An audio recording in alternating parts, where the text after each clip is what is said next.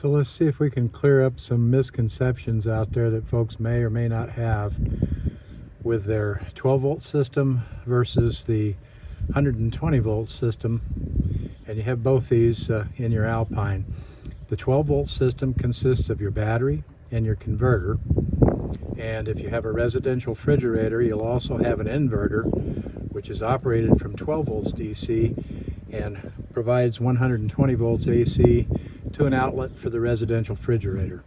For the purposes of this video, we're going to simply stick with the converter, the 12 volt battery, and the 120 volts shore power that comes into the Alpine. As you can see right now, I have the battery disconnect switch in the on position and I cannot remove it. But if you look at the indicated voltage on this meter, it shows only 12.47 volts. And so what I'm doing to simulate a draw on the batteries, since they were well charged, is I have all the lights on. They're all LED, so they don't draw much, but I also have the overhead fan on and all the lights on in the bedroom.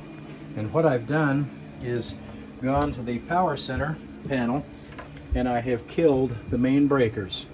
The main breakers are two 50 amp breakers tied together. And so if you are on 50 amp shore power, then you have 50 amps on one leg and 50 amps on the other leg. If you are running on 30 amp shore power, you only have 30 amps and it's across both breakers at the same time.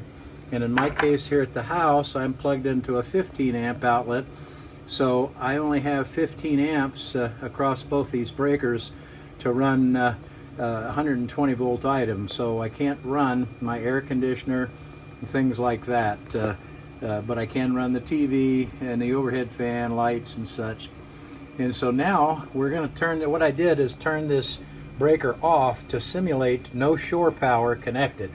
So we saw in the earlier part of the video that the battery cutoff switch was on and the RV is in fact plugged in, but we're not getting any output from the converter to the battery. So now what I'm going to do is we're going to flip the main breakers back on, and you can hear the fan is speeding up a little. So we'll go back outside. And actually we'll back up a step. Before we go outside, I flipped my main breakers on. I'm plugged into my shore power here at the house, which is only 15 amps. I have the overhead fan turned on. I know it's powered by 120 volts, so I know that I at least have 120 volts coming into the fifth wheel, and I see that my television set is coming back on along with the direct receiver. So I know I have 120 volts powered up, and I know that my converter should be running. So now we're going to go out and take a look at that converter voltage. We'll read it directly off the battery, and we should see over 13 volts now. Okay, we're looking at the multimeter on my two GC2 batteries, and we have shore power on. The battery cutoff switch is on, and you can see now that we are reading 13.4 volts. So that's a very quick way to tell if you're charging your batteries and if your converter is working and running all of the 12 volt lighting inside. If you have the older style Alpine like I do, the thermostat will be lit up. The furnace blower will work, and your overhead exhaust fans will work.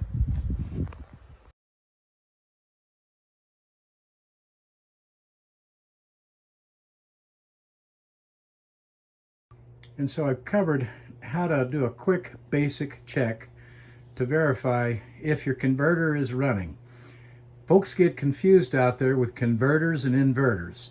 So let me state this real clearly for you. The newer Alpines have both a converter and an inverter. The inverter is responsible for taking 12 volts DC power from the battery or the converter output, and it turns that into 120 volts AC, and then will power an outlet on the residential fridge. Now my fridge is not residential, but that's what an inverter does.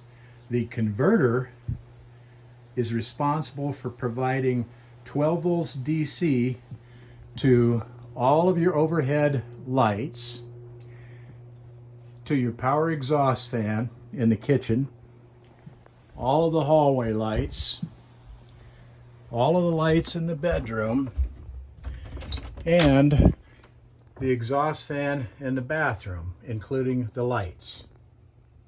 That converter is also applying 12 volts DC to your LP detector, which is hardwired directly to the battery bus. A few other items that are powered by 12 volts. If you have the older style Alpine with non-in command, and you have this thermostat, the CCC2, it needs 12 volts power so that it can control the functions up on the roof of both the Zone 1 and Zone 2 AC unit control modules. If this has no 12 volts power, you're not going to have any air conditioning and you're not going to have any furnace. Speaking of the furnace, we're looking at an exhaust vent on the floor for the furnace. The furnace also needs 12 volts DC to run. So whether you're plugged into shore power or not, it doesn't matter. You have to have 12 volts DC either from your batteries or from that converter output to be able to run the furnace and all the DC items that I've mentioned. If you have a residential fridge like I have, it will not run if you don't have 12 volts power to it from either the batteries or the converter. So that's kind of a glittering generality, if you will, on the converter. And I highlighted what the inverter does. I don't have one, so I'm not going to talk about it anymore. And we'll stick with the power center, your converter, and your battery. And so depending on your model of Alpine, you may have one GFCI outlet or you may have two. In the case of my Alpine, I have one GFCI outlet. That outlet controls, obviously, the output power to this outlet. It also controls power to the island outlets, and we have two. And on the outside of my Alpine, the exterior outlet is also GFCI protected. And so what that means is I have a GFCI in the bathroom, and that is in the lead, or if you will, the start of the chain of that GFCI circuit. Downstream from the GFCI in the bathroom are two outlets in the kitchen and that exterior outlet.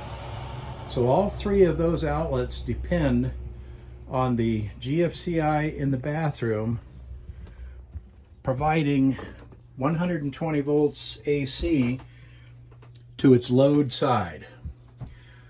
A GFCI breaker is different from the other outlets. It is wired such that you have 120 volts AC on two terminals, and those will be labeled source. In turn, that 120 volts AC is then passed downstream in the chain of outlets that are connected to this GFCI, which, remember, in this case is my two island outlets and my exterior outlet. And so those are all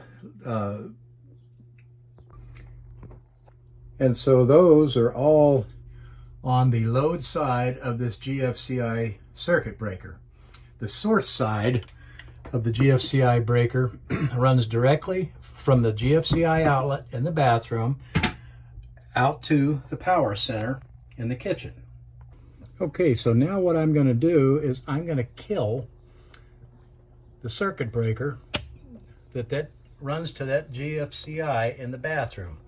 Now remember, this is a source feed from the bus bar, 120 volts AC, through this circuit breaker up to the bathroom. And if you look now at the voltmeter, and I'll show you that we are plugged into the GFCI, we're only reading 6.2 volts. And if I check any of the other outlets downstream, those are also going to read 6.2 volts. So what you want to do, if you're having problems with this GFCI, if it won't reset, And what we're going to do is demonstrate this, hopefully. So what I'm going to do is I'm going to trip this breaker, and you heard it pop out. And so that outlet, GFCI outlet, is dead, as is the 3 outlets that are downstream.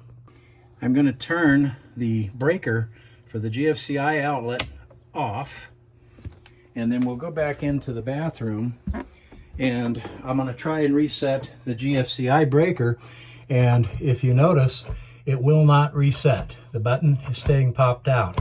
And so if you're having that problem with the GFCI outlet in your Alpine, that should ring a bell and tell you immediately, I have no 120 volts going to this GFCI outlet, which means either you have an issue with shore power, or you could have an issue with the GFCI outlet itself. We'll go back out here where it's a little bit cooler. Sun's up and it's about 85 here in Idaho. I'll get under the fan. And so if you are on 50 amp shore power, you have to remember there are 2 legs that provide power to your Alpine, L1 and L2.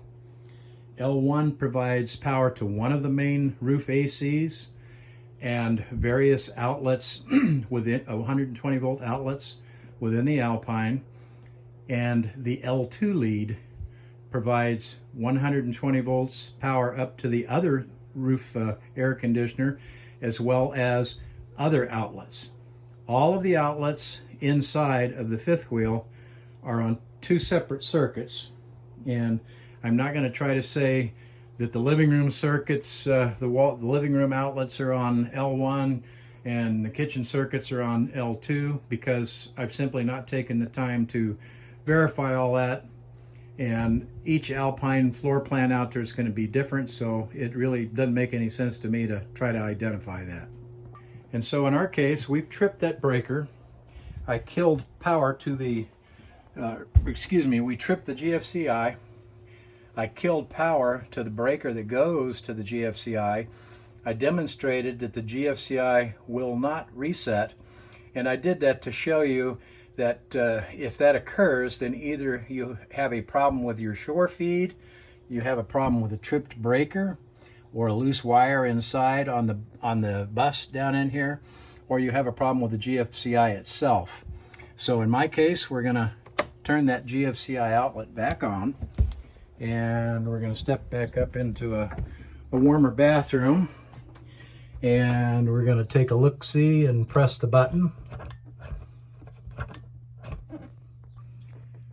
And we'll try that again, and I'll get my big fat thumb in here where it needs to be, and we'll press that button in, and you notice the button is now flush. And then we'll take the multimeter and hook it back up in AC scale. Okay, I now have the meter plugged in to the GFCI, and we see that we have 117.4 volts, and that's close enough on a 120 volt outlet that we're plugged into here at the house. And so if you're going to troubleshoot an electrical problem, 120 volt AC electrical problem, and it has to do with the GFCI and outlets that are connected to it, draw it out on a piece of paper if you have to.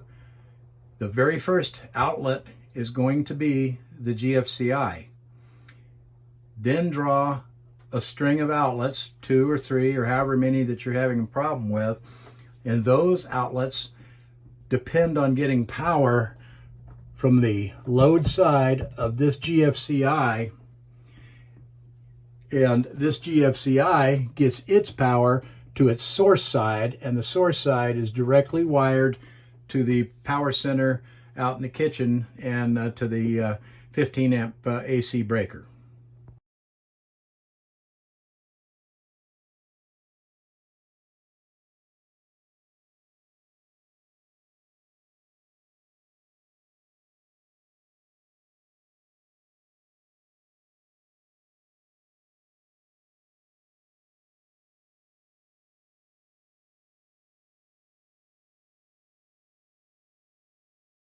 And sitting here underneath the fan a little bit, catching breath here, Old man gets winded from time to time.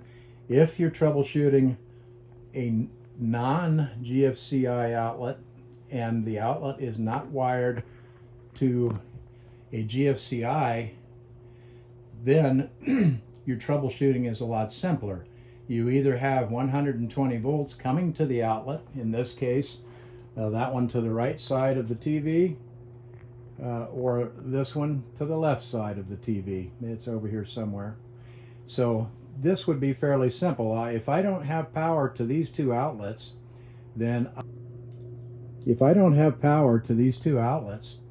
I either have an issue with the wiring to the outlets, I have a tripped AC breaker down in the power center, or I have a problem with the leads that connect to that breaker for those particular outlets.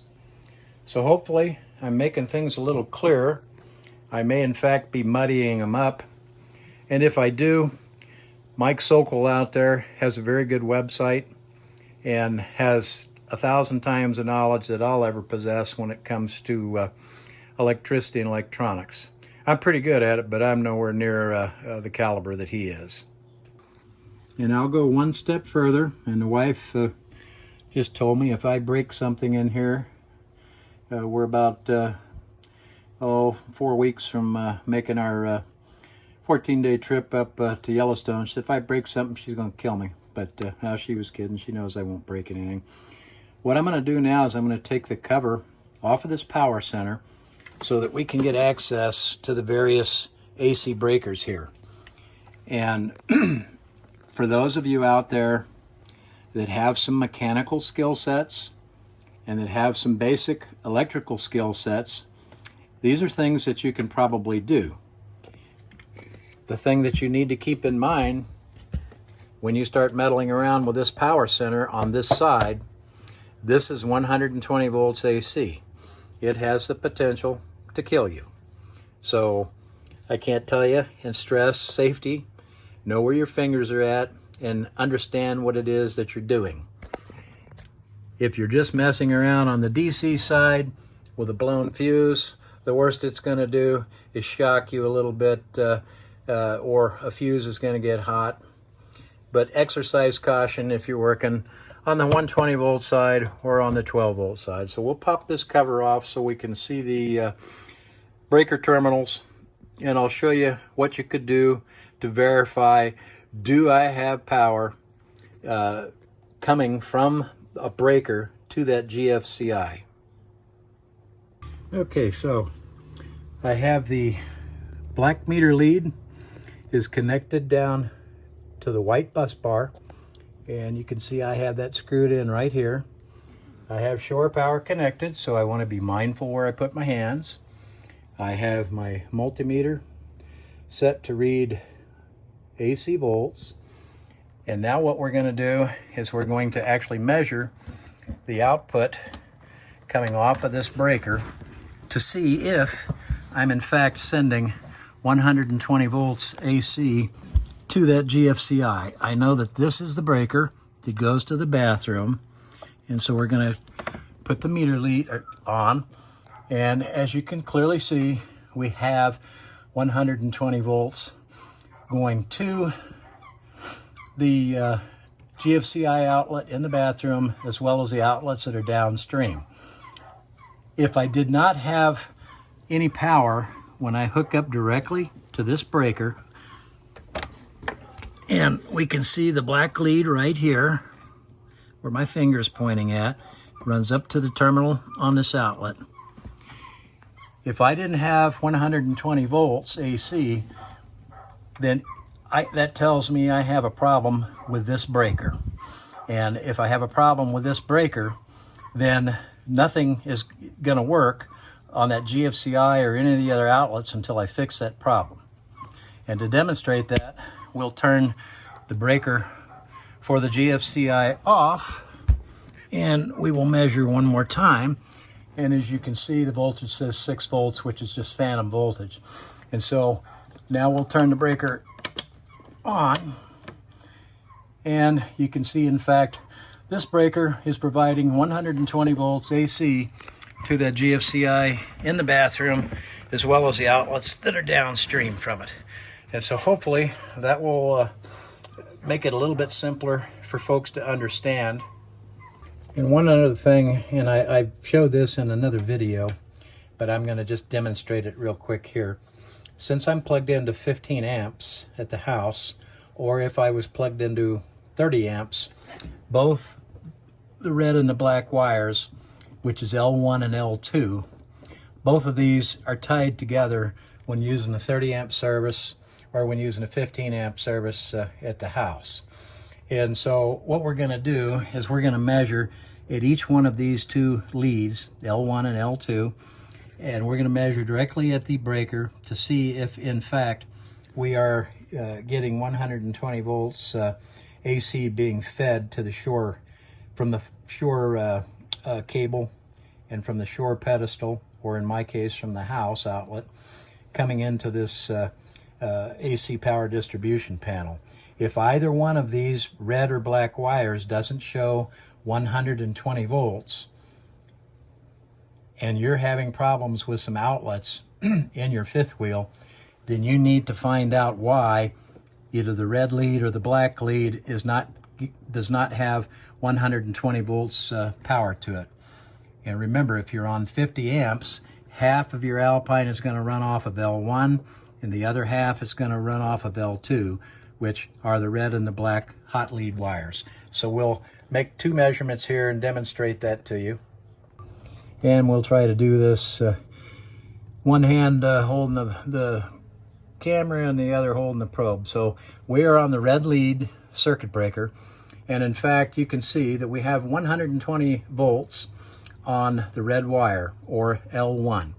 So now I'm going to remove this, and we're going to go to the other lead, which is the black lead, and that is L2, and you can see that I also have 120 volts. If either of these only read 2 or 3 volts, or if it read 70 volts, for an example, that's phantom voltage that you're reading, and that means that you've got a problem either in the wiring from this power distribution panel through these wires to the back of your Alpine where your outlet is at, or you have a problem with your shore power cable, or you have a problem with the RV park outlet, or if you're at your house like I am, with the outlet at your house. I have another video that's uploaded on my YouTube channel that shows you how to ohm out a cable and how to test a RV park outlet. I also have on the Alpine Facebook group, in the file sections, there's a PDF file in there that shows how to ohm out your shore cable so that you can tell if you have a break or burnt wire at either the male or female end of the outlet, or excuse me, of the cable, or at the outlet of your fifth wheel itself. And so those are things, if you you get into some more serious troubleshooting, just stay calm and think about what it takes to get 120 volts AC up to this breaker panel so that all of your 120 volt appliances will work and all of your outlets will work. And remember again, if there is a GFI involved in it, your GFI is always going to be at the head of the chain, or it's going to be the #1 outlet. If there are other outlets connected to that GFCI, they are going to be downstream, and they are dependent upon that GFCI having power and therefore sending power sequentially to each one of those outlets. So just things to think about, a calm head, thinking things through, and exercising a little safety while you're prodding around trying to find your electrical problem will go a long way in getting your Alpine back up and running. And I'm going to put this all back together here in a minute and tidy things up so that the wife doesn't give me a lecture. She doesn't give me a lecture anymore. She's a good gal. But that's some basics that'll maybe help some of you folks out that are having some difficulty understanding things. And in closing here, I'm just going to go over this one more time. Remember, there are many things inside that Alpine that have got to have 12 volts power. Whether you're hooked up to shore power or not, it doesn't matter as long as you either have a working battery, the battery cutoff switch is in the on position and cannot be removed, and the battery cutoff switch is actually working properly, and you're actually getting 12 volts to your power distribution panel located, in my case, in the kitchen. Yours may be located in a closet or elsewhere. But just remember, you've got to have the 12 volts for all of your interior lighting, your overhead exhaust fans, your in-command system on the newer Alpines, your water heater, and your LP detector, your hydraulic pump system, Lippert level up, hydraulic slide outs, electric slide outs. If you don't have 12 volt power from the battery or from the converter, pretty much nothing in that Alpine's going to work other than a few outlets that are 120 volt power. You can sit there and watch the TV, make a cup of coffee, and turn on a fan, run the air conditioning. Well, you can't run the air conditioning because you don't have 12 volts going up to the control panel. So you're not going to be happy if you have problems with that 12 volt side. So hopefully I made it clear as mud. And we'll say top of the afternoon to you from an old man out here in Idaho. Take care, folks.